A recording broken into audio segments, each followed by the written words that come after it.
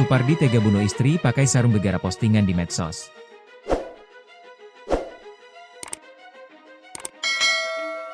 Kejadian tragis terjadi di Kabupaten Pidijaya, Aceh, ketika Supardi, seorang pria berusia 54 tahun, ditangkap karena diduga membunuh istrinya, Herawati, yang berusia 40 tahun.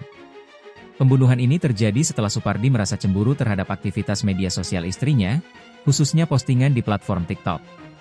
Supardi dilaporkan melilitkan sarung di leher Herawati hingga merenggut nyawanya. Menurut informasi yang diperoleh dari Kapolres Pijai, AKBP Ahmad Faisal Pasaribu, peristiwa ini dimulai dengan pertengkaran yang kerap terjadi antara pasangan suami istri tersebut. Supardi, yang merupakan suami kedua Herawati, merasa tidak nyaman dengan interaksi sosial yang dilakukan oleh istrinya di media sosial.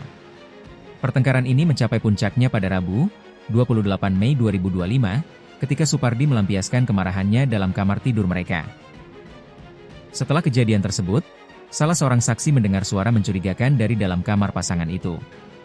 Saksi berusaha mendobrak pintu dan menemukan Herawati sudah tidak bernyawa, sementara Supardi masih berada di lokasi sebelum akhirnya melarikan diri.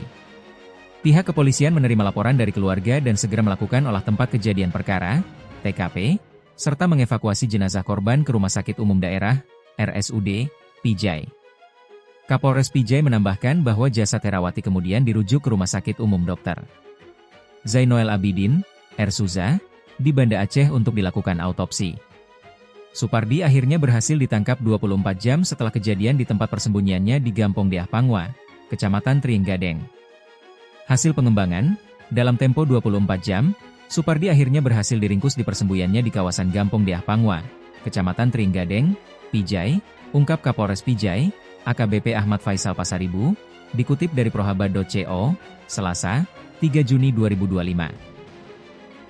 Saat ini, Supardi telah ditahan di sel Mapolres Pijai dan dijerat dengan pasal 338 Yungto pasal 351 ayat 3 KUH Pidana tentang pembunuhan dan penganiayaan yang mengakibatkan kematian. Jika terbukti bersalah, ia terancam hukuman maksimal 15 tahun penjara.